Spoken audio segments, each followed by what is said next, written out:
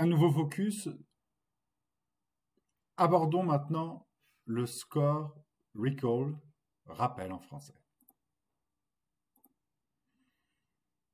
Qu'est-ce que c'est que le rappel? C'est le pourcentage de cas positifs que le modèle prédit correctement. Encore une fois, nous allons utiliser la matrice de confusion pour calculer la métrique. Voici sa définition mathématique.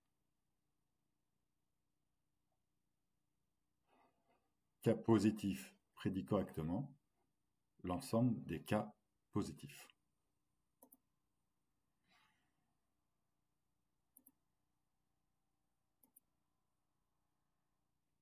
Voici le résultat dans le cas du Titanic. Reprenons notre exemple de détection de patients malades, les cas positifs étant les cas de maladie. Ici, nous avons détecté correctement un des 9 patients malades. Le rappel est de 11,11%. Ce modèle, d'après cette métrique, n'est pas bon. Effectivement, dans le cas d'usage de la détection du Covid-19, ce serait catastrophique. Alors, le rappel, quand est-ce qu'on l'utilise? On va l'utiliser quand le coût d'un faux négatif est élevé, c'est-à-dire le coût lorsqu'un test échoue est important.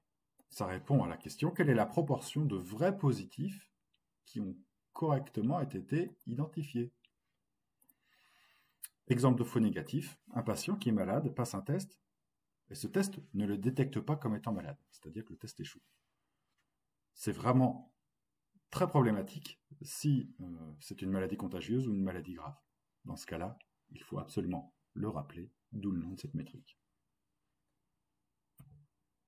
Important, le rappel, c'est donc une mesure du nombre de cas positifs que le modèle peut ou doit rappeler. Préparez-vous à mettre pause et indiquez-moi ici, d'après cette matrice de confusion, quel est le rappel de ce modèle. Alors, prenons un peu de recul et analysons un peu le compromis entre la précision et le rappel. Nous nous trouvons souvent dans une situation où on doit choisir entre augmenter le rappel, ce qui fait diminuer la précision, ou augmenter la précision, ce qui fait souvent diminuer le rappel. Ça dépend vraiment de la situation. Par exemple, si on essaye de construire un modèle qui prédit si un débit de carte bancaire est frauduleux ou pas, les positifs, ce sont les cas frauduleux, et les négatifs, les cas légitimes. Imaginons qu'il y a 2 scénarios. Scénario numéro 1, lorsque nous prédisons que le débit est frauduleux, nous rejetons le débit. La transaction bancaire ne se fait pas. Cas numéro 2, lorsque nous prédisons que le débit est frauduleux, nous appelons le client pour échanger avec lui sur ce débit, sur cette transaction. Dans le premier cas, le client subit un énorme désagrément lorsque le modèle prédit une fraude de manière incorrecte. C'est un faux positif. En revanche, dans le cas numéro 2, un faux positif, c'est vraiment un inconvénient mineur pour le client. Comme on sait que plus le nombre de faux positifs est élevé, plus la précision est faible, et qu'en raison du coût élevé des faux positifs dans le premier cas, il vaudrait mieux avoir un rappel qui est faible, pour avoir une précision la plus élevée possible. Dans le deuxième cas, on va essayer de trouver un bon équilibre entre les deux, la problématique étant différente.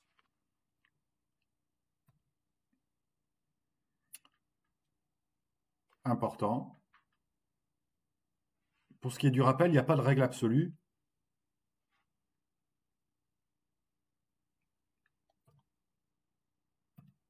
Important. Il n'y a pas de règle absolue concernant les valeurs de précision et de rappel à atteindre. Ça dépend toujours du jeu de données et de l'application de votre modèle.